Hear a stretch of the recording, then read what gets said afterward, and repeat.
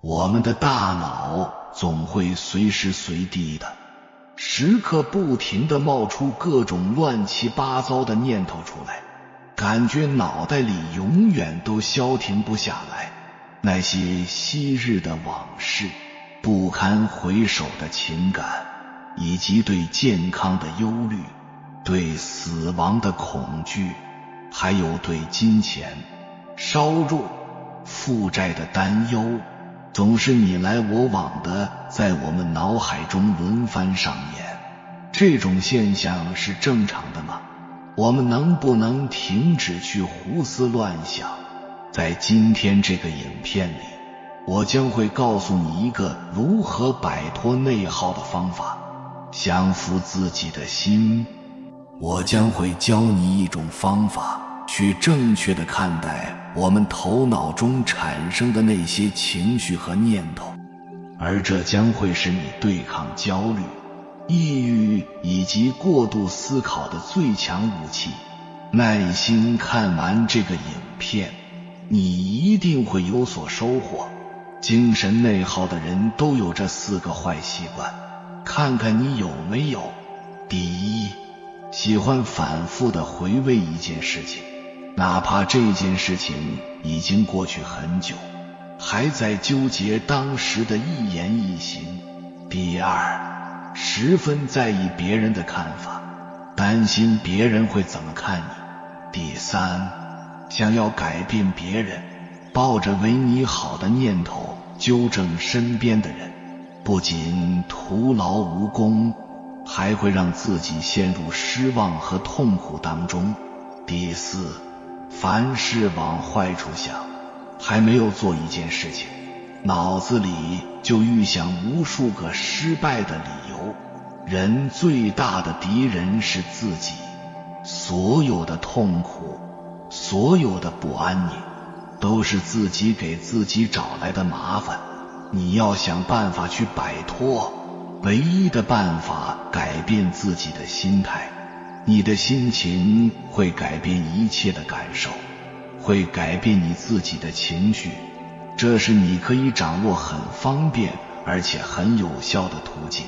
告诉你一个彻底摆脱内耗的秘密，如果有人质疑你、否定你，用言语打压你，那么这个人无论是出于好心还是私心，你都不要当真。记住，在这个世界上，你能生存下来，不是靠着打压、讽刺和质疑。你不需要谁认同你，他们认不认同你，你都存在着。要相信自己的第一直觉。如果某件事儿我们做错了，我们的心会第一时间通知我们，那么改正，下次不再做了，和自己的内心达成和解，这叫既往不咎。能让一个人成长的，从来都是鼓励和爱，而质疑、否定、打压，从来不会让一个人成长，反而会毁灭的。如果你真的做错了，你的心会提示你错了，而不是靠他人的言语。在这个世界上，我们都活不过110年，没有谁比谁更有经验。之所以这世界丰富多彩，正是因为每个人观点不同，你认为对的，他认为不对，所以才有了争议，才会进步。如果只有一种声音，那么就是天下皆知善之为善，斯不善已。如果善良有一个标准，那么人们会为了达成这个标准而不择手段，永远告诉自己，这个世界因为你独一无二的思维才五彩斑斓，这个世界皆因你的存在而五彩斑斓。一个真正健康的人格中，自我、本我、超我这3个组成部分必须是均衡、协调的。我们要使自己有一个完善、健康的人格就应该学会平衡和协调自我、本我和超我这三者的关系。如果本我和超我的矛盾太深，一个人就很容易出现心理问题，压抑自己，或是攻击他人，导致犯罪行为。因此，我们应该发展和强大自我。为什么一件很小的事就会让我耿耿于怀，不能放下呢？为什么对于自己身边的家人、最亲近的人，我们总会是那么的苛刻呢？为什么自己老是容易被外界干扰，易怒发火呢？为什么这个人老是给我过不去，处处与我为敌呢？人既有佛性，也有魔性，我们要做的就是发现佛性，降服魔性。灵妖云何应主？云何降服其心？凡一切相，皆是虚妄。俗话说，人心不足蛇吞象。人的欲望是永无止境的，无所禁忌地满足自己，并不是一件好事，有时候会带来严重的后果。放纵自己就是堕落，是对自己不负责任的态度。实际上，自己给予自己的自由越多，自己所受的束缚也就越多。年轻人不要一味地追求享受和自我满足，有时候困顿也是一种很好的人生经历。你有没有过这样的尴尬处境？明明知道烦恼没有用，对任何事帮不上忙，反而是帮倒忙，我们却放不下它，越想放下越放不下，和我们有时失眠一样，越想睡着越睡不着。金刚经须菩提说，每天念头杂七杂八，心不安定，也静不下来。有没有什么好的办法能让这颗心宁静下来？如何才能降服这颗不受控制的心？佛陀也给出了答案，只有短短10个字：如是应住，如是降服其心。这颗心怎么安？烦恼怎么驱除？比如一切有为法，如梦幻泡影，如露亦如电，凡一切相，皆是虚妄，无所住心等等。那我们该如何理解这10个字呢？应用到实际生活中，真的可以放下烦恼吗？这颗心会变得清净吗？让我们一起试试看。如是，也就是如其所示，它原本什么样就是什么样，不再加另外的一层过滤和评判。比如碰到不开心的事，见到了不想见到的人，或者担心自己和家人的健康，心中都会以想象不到快的速度升起抱怨、愤怒、自责、担忧、恐惧、悲伤、委屈、不知等等负面情绪。这个过程完全是自动化的，并不是我们不想有这些情绪，它就不升起，不表现出来。我们念头的第一反应是或者跟随，或者压制当下的这个情绪。殊不知，不论是跟随还是压制，只会强化负面情绪，强化烦恼，下一次会以更强烈的方式表现出来。如是应住，如是降服其心。真正要表达的是全然的接纳，彻彻底底的接纳。我们千万不要理解为在糟心的事情上、讨厌的人上接纳，以为委曲求全就是接纳，这点是最容易走入的误区。真正的接纳，真正的如是，是对我们的情绪、念头来说的，与外在的人事物没有任何关系。要对积极的、消极的、正向的、负向的所有念头和情绪如其所是，全然接纳，就像海浪和海水。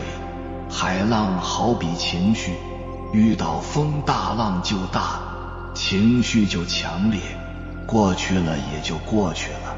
对于海水而言，海浪是3米还是10米甚至100米，没有抗拒，也没有跟随。反过来说，其实我们也不必把情绪看得那么严肃，它的本质还是无常，来了又走，走了又来。想想看，和天上的云朵没啥区别。蓝天是会跟在某一片云的后头跑，还是不让某一片云飘过来？那么我们回到日常生活，在面对人事物的时候，是不是可以试着以海水、蓝天的角度和层面来看待海浪、云朵和烦恼？答案是肯定的，因为海水和蓝天才是我们最原初的特质。02，一切为心造。什么是菩提心？我们的心不在内，也不在外，更不在中间，只要心念一起，便着相在哪里。菩提心是一种智慧，是一种无我、无人、无众生、无受者相的智慧。只要念念住菩提了，就能念念降伏其心了。发菩提心者，应灭度一切妄想众生。发菩提心不是说说就能行的。无量劫以来，我们随心所欲已经成为习惯，然而没有修行。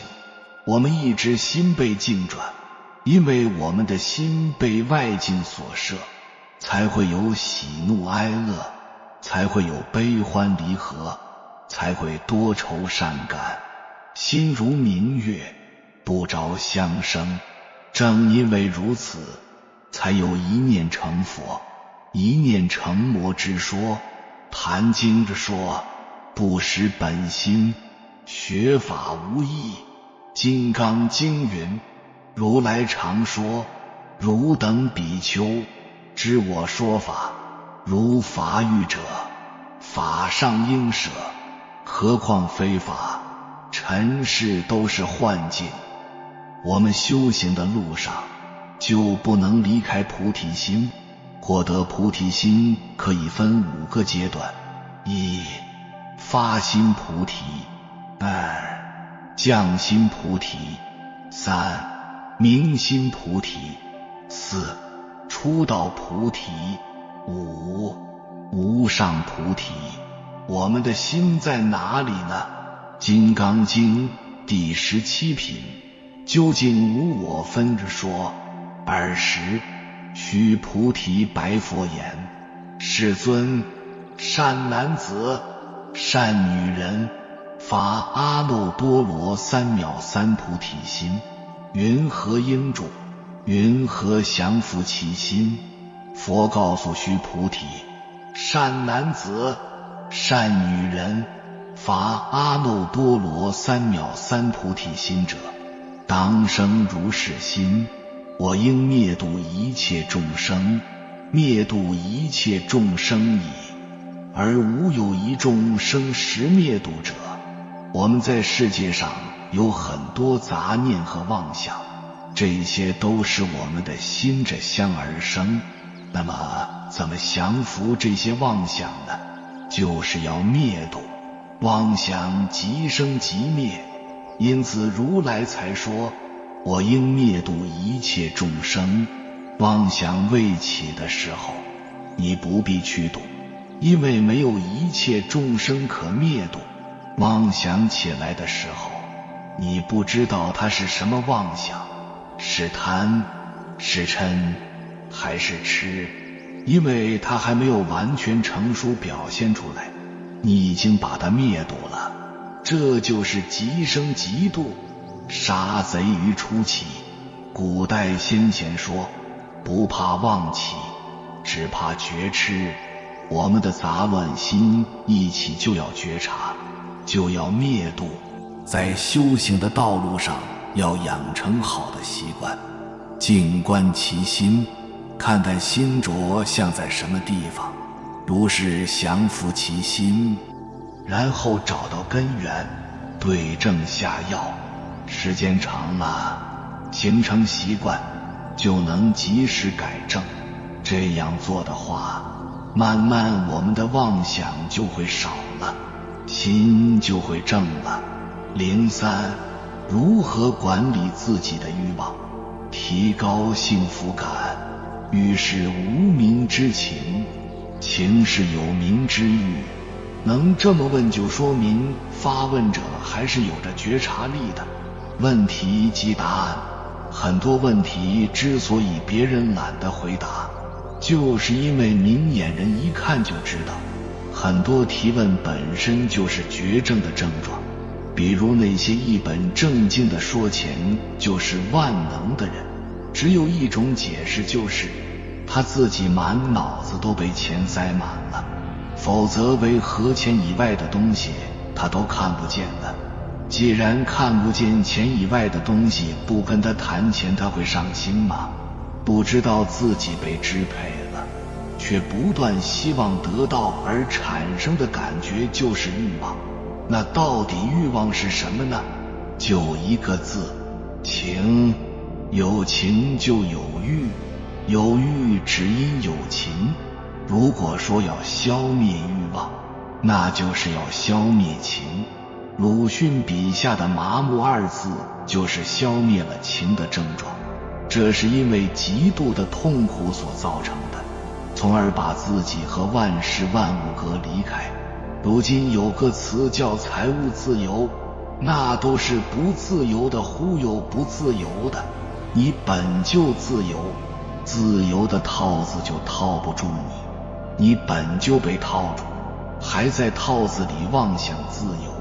禅宗有个公案，此时陆艮大夫问南拳普愿禅师，古人用瓶子将鹅养在里边，鹅渐长大出不了瓶子，现在不能损坏瓶子，也不能把鹅杀生死，和尚有什么办法让这个鹅出来呢？南拳普愿禅师叫了一声大夫，陆艮就应了一声。南拳普愿禅师接着说出也，陆艮大夫从此开悟，礼谢南拳。所谓财务自由，就是因为不自由，你已经在不自由的坑里了。这就是瓶中养鹅这个问题本身，放到公案里就是养鹅的那个瓶子。而所有研究鹅怎么从瓶子里出来的人或者法，就是瓶子里的鹅。南拳普愿喊了陆艮一声，陆艮应声的同时，他的思虑就被打断了。再推上一把出，这个问题陆艮就连想都不想了，这就是解脱。再看看今人都在干些什么，解脱都来不及，还不断搞出那么多名相的套，故作高深，看似套了别人，实则套了自己，这是实物的套。还有一种更隐晦的观念想法的套。菜根谭有云，心是一颗明珠，以物欲障蔽之，由明珠而混以泥沙，其洗涤尤易，以情石衬贴之，由明珠而饰以银黄，其涤除最难。故学者不患垢病，而患结病之难治，不为是障，而为理障之难除。自己在觉得自己是好心，只要弄得大家不舒服，问题就在自己这。因为事情就是这种好心发动起来的，是自己先影响了别人，一旦别人感到不适有了负面反应，自己又会以好心当作驴肝肺而感到委屈。这根本不是委屈，这是最大的是礼仗，自己都不知道别人为何生气，别人既已生气，自己却觉得莫名其妙的生气不值得。这是你的我在觉得别人生气不值得，你的好心又是为谁的好心？别人的吗？不是，是你的我的好心，岂不就是我？所以心中必然是没有对方的，我就是瓶子，而我的一切想法和好心都是瓶中鹅。所谓君子之交淡如水，但就淡在了无我，只是不互相影响而已。所谓佛是无是人，人是有是佛。六祖所谓心平何须持戒，行直何须参禅。表面的热闹更是离题甚远。既然认同人人都有表现欲，那别人为何要来迁就你？你的表现欲是否损害了别人的表现欲？别人为何要单单看自己灾难表现？此中有真意，不知道自己为什么要，只是人家有自己也要有，仅仅为了心理平衡。这就是欲，适合自己的，知道拿来干什么的，这就是情。情和欲互相转化，能赚一分就有名一分，自仗几时便无名几时。欲即残情，情即全欲。所谓管理欲望，无非欲中欲。故老子云：人之道，损不足以奉有余。又云：损之又损，以至于无为。无为而无不为。损卦彖曰：损下益上，其道上行。但凡把学习当作出人头地手段的主意了，你的起步就是自卑。还想落个有情怀的结局吗？瓶中鹅而已。欲想降服其心，必先要降服其腿。如何降服其心？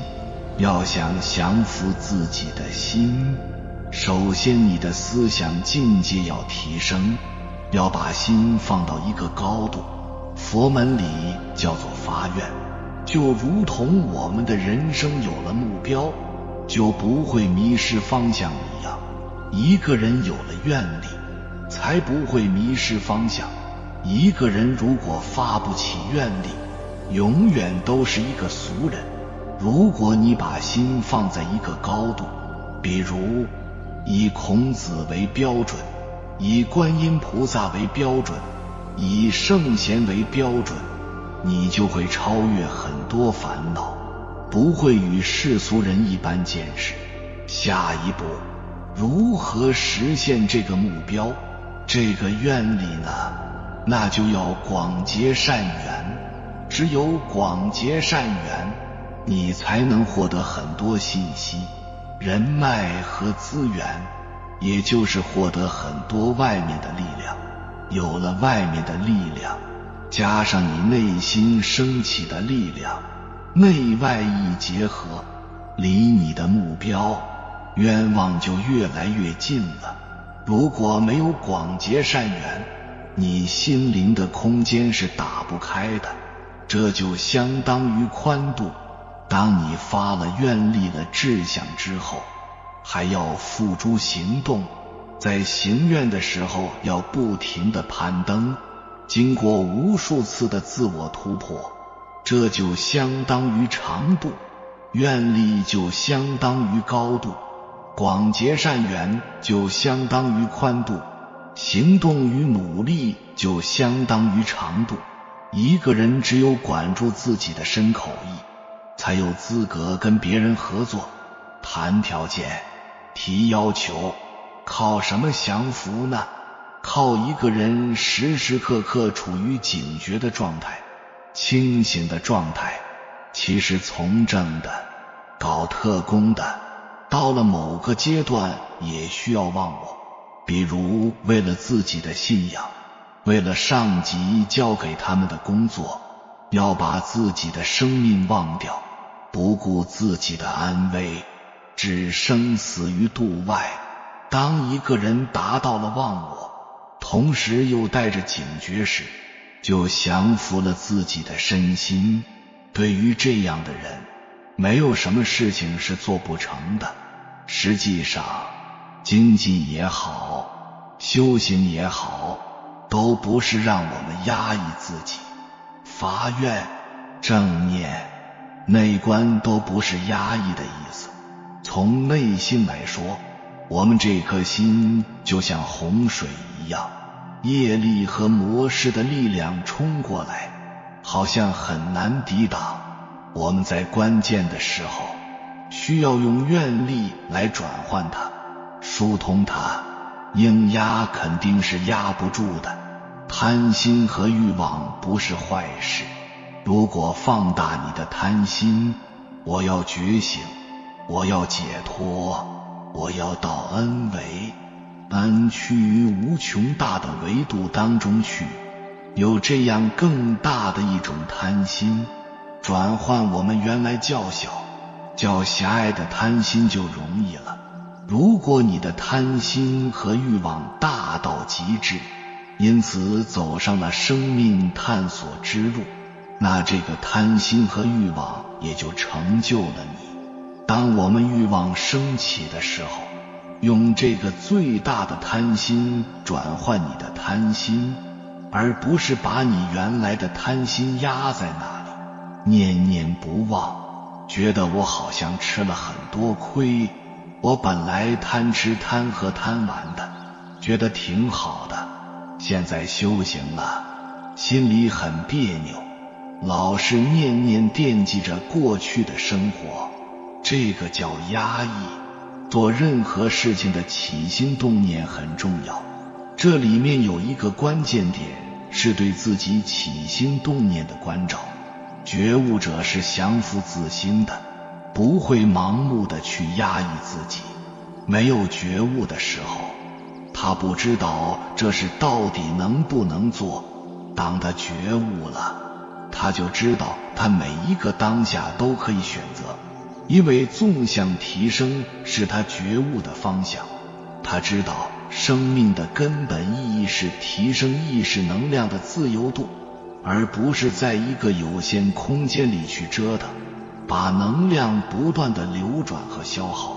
把人生当成游乐场的时候，是无明的状态。他不知道该去哪，他只知道随着欲望去走。这个欲望是一个永远填不满的山谷，你在满足欲望的这条路上，你永远走不到头，而且它会越来越大。一个觉悟的人，他知道生命是考场，不存在压抑，他是要降服的。降服一道生命难题，每降服一道难题，它是喜悦的。就像在考场，每做完一道难题，我们非常喜悦，但是在生命考场上是不一样的。考场上你看到的是一道一道考题，你可以去选择各种方法去解题，所以这个时候是降服自心的，绝不会是压抑自己的。一个人一旦被魔所控制，人身上的佛性也就隐藏了，很难被发现。因为我们内心有烦恼，魔才能乘虚而入，掌控主权。如果内心清净空灵，魔也就无处遁形了。降魔首先是要降服自己。如果我们内心没有贪、嗔、痴等种种烦恼，就不会被内心的奸细所出卖。烦恼才是最可怕的敌人。所谓家贼难防，一旦战胜心魔，无论出现诱惑还是恐吓，我们都有能力保持觉知，取得佛性的胜利。只有战胜了心魔，内在的佛性才会显现。找到佛性时，就是你成佛时。认清内在魔性的同时，我们要看到每个众生都有成佛的潜力，每人身上都有佛性。即使遇到再大的困难，再多的挫折，这个佛性从来都不会消失，也不曾减少。降魔就像闯关一样，战胜一次就能闯过一关，而终点就在重重关卡的最后。降魔是修行的重要环节，不仅佛陀需要降魔才能成道，包括我们每个人也需要过关斩将，战胜魔军，才能在修行路上不断前行，找到正确的修行成长之路。人生未必就能一帆风顺，因为修行成长如一人与万人敌，期间会遇到种种障碍。而且人生修行成长在接近终点时，还有一场决定胜负的殊死较量，即进入涅槃，彻底摆脱魔性，了结生死的羁绊。应如是住，如是降伏其心。如是住指的就是这个能观察万事万物的观，不住自己的思想、感受和境界，就这样无所住地去观自己的思想、感受和万事万物而心不动，自然就会回到与万事万物相应的状态。人人都希望得到一个觉悟本性、开发智慧的方法。讲到这里，我告诉大家，关不住自己的思想，不住万事万物的相，关处于如是的状态，就是开发智慧，就是与万事相应，就是成功、成佛、成道的最直接的方法。如何摆脱内耗，降服自己的心？有缘人，感谢你看到最后。如果今天的影片对你有所帮助，请按个赞给我响应，回复一句和自己的内心和解。愿你走向幸福圆满、富足辉煌的人生。还没有订阅频道的，请点击右侧的订阅按钮，与我们建立更深的连接。随缘加入会员，与同频之人共修福报，随喜转发，传播善知识，功德无量。